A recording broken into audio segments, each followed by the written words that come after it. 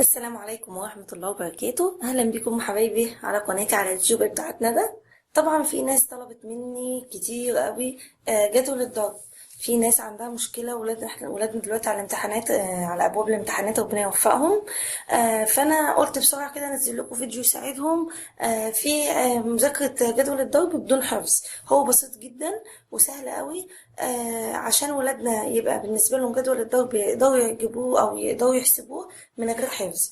ركزوا معايا بقى، أنا آسفة جدا لو تأخرت عليكم في الفيديو، بس أنا قلت نلحق قبل الامتحان بسرعة كده نقوله مراجعة سريعة. احنا عندنا جدول الضرب هقوله بالنسبة للناس اللي هي في عربي بتاخد الرياضة بالعربي، والناس اللي بتاخد الماث أو في اللغات التجريبي يعني. الطريقة بسيطة جدا، طبعا كلنا عارفين جدول الوان سهل، كلنا عارفين 1 باي 2 ايكوال طبعا 2. 1 باي اي حاجة بيديني نفس الرقم، فده سهل جدا. وجدول التو نفس الحكاية سهل جدا برضو، هو والثري مفهومش مشكلة. طبعا كل الولاد بيعرفوا يعملوهم 2 باي 2.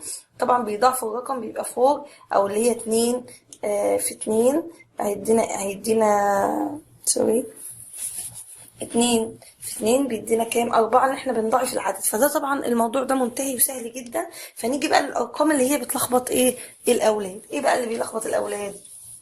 احنا مثلا نقول 7 في 8. 8 دي باقي لها كام عشان تبقى 10؟ باقي لها 2. والسبعة دي باقي لها كام عشان تبقى 10؟ باقي لها 3. بنضرب دول في بعض، 2 في 3 ب6.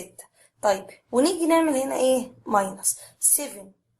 7 ناقص 2 هيدينا 5، او العكس 8 ناقص 3 هتدينا 5، ادتني الناتج 56. نعملها بقى واحدة تانية بنفس الطريقة. لما انا اقول مثلا 6 في 8. ال8 دي باقي لها كام عشان تبقى 10؟ باقي لها 2. وال6 دي باقي لها كام؟ باقي لها 4. هنعمل دول نضربهم في بعض، 2 في 4 بكام؟ ب8. طيب و6 ناقص 2 هيدونا 4، او 8 ناقص 4 هي ممكن اعمل 8 ناقص 4 هيدينا برضو 4. طيب لو احنا عايزين نعمل واحدة تانية بقى اللي بتوع التجريب او بتوع اللغات، احنا مثلا لو قلنا عندنا 5 باي مثلا 8. اوكي، هنا ال8 فاضل لها كام؟ 2. هنا ال5 فاضل لها كام؟ 5. ال2 باي 5 هنعمل، احنا زي ما قلنا هنعمل هنعمل دول بيبقوا نضربهم في بعض، ودي نعملها ماينس. طيب هنا ال2 باي 5 هتدينا كام؟ 10. هنحط بس الزيرو واحنا عارفين ان احنا كده معانا 1. ال8 ماينس 3 ماينس 5 بيدونا 3، وكان معانا 1 يبقى 4. واحدة ثانية نمسحها.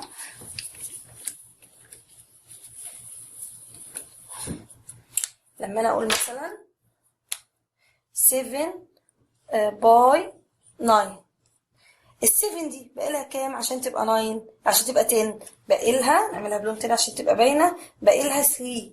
وال9 دي باقي لها كام؟ 1. ال3 احنا قلنا هنضربهم بعد 3 باي 1 بيدونا كام؟ بيدونا 3. طيب ونعمل بقى اي حاجه من دول نعملهم ماينس، يا اما دي المفروض تبقى كده، يا اما يا اما دي، اي واحده مش هتفرق. 9 ماينس 3 ايكوال 6. 7 ماينس 1 هي برضو ال 6، فالايكويشن بتاعنا 63. بسيطه.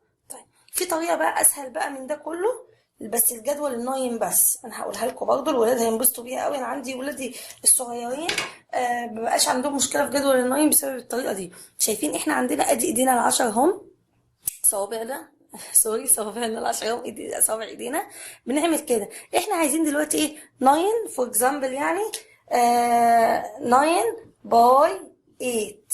ماشي، احنا عايزين ال9 باي كام؟ 8. هنيجي من الشمال من هنا ونعد 8. فين ال8؟ ادي 5 3 6 7 8. يبقى ده ال8 نروح منزلينه تحت كده، يبقى عندي كام؟ 72.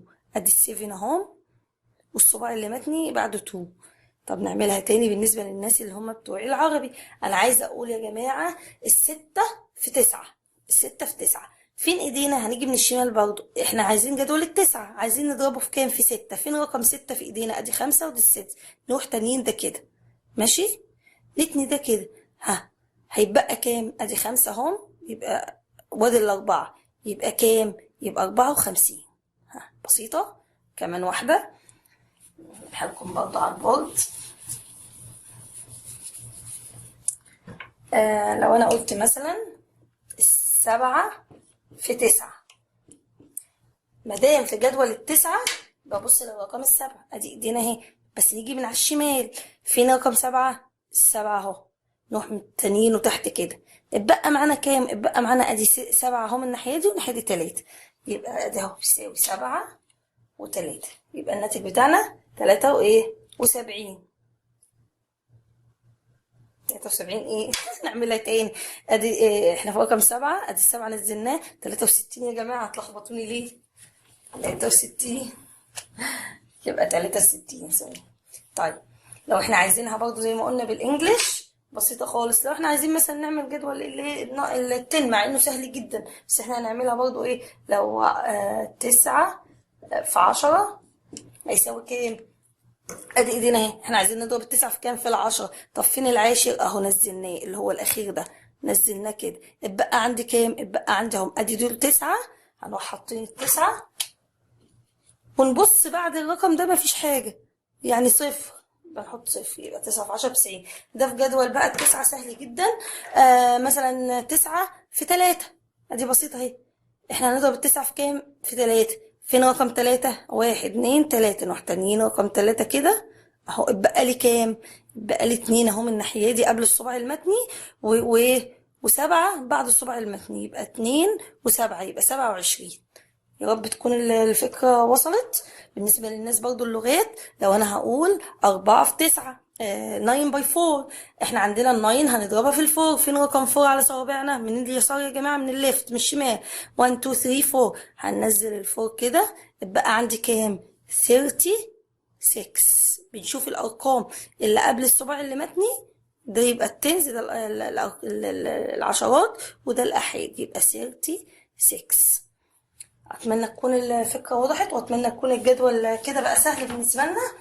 بالنسبه للجدول برضو اللي هو الطريقه الاولانيه اللي قلناها، نعمل واحده تانية كده بسرعه عشان نفتكر معانا قلنا ايه. قلنا مثلا لو انا عايزه اعمل ايه 7 في 8، نعملها ازاي؟ دي باقي لها كام؟ باقي لها 2 عشان تبقى 10، ودي باقي لها كام؟ باقي لها 3، نضربهم في بعض، 2 في 3 ب6. طب ونطرح اي 2، اي 2 بقى، 8 ناقص 3 هيدينا كام؟ 5. وبرضه هي لو 7 ناقص 2 هتدينا 5. طب بالنسبه للناس بقى في الانجليش، عشان بس ايه، في اللغات التجريبي يعني عشان الفكره تبقى واضحه، 6 باي 7 ايكوال، ال6 باقي لها كام عشان تبقى 10؟ 4. وال7 باقي لها كام عشان تبقى 10؟ 3. نضربهم في بعض، 6 في 3 باي 4 ب 12، يبقى 2 معانا الايه 1. طيب نطرح اي اتنين منهم، 6 ماينس 3 ايكوال 0، ومعانا 1 بقى 4، 42. سهل جدا. يعني هو ابنك لو حافظ جدول الاثنين والتلاتة هيعمل باقي الجداول كلها سهلة بقى، يعني التيبلز بتاع التو بتاع الثري لو هو حافظهم هيكمل باقي الجداول بطريقة سهلة جدا. عندك الناين والتن عرفناهم خلاص سهلين، وعنده بقى طيب الفور والفايف والسكس والسيفن والايت بنفس الطريقة دي.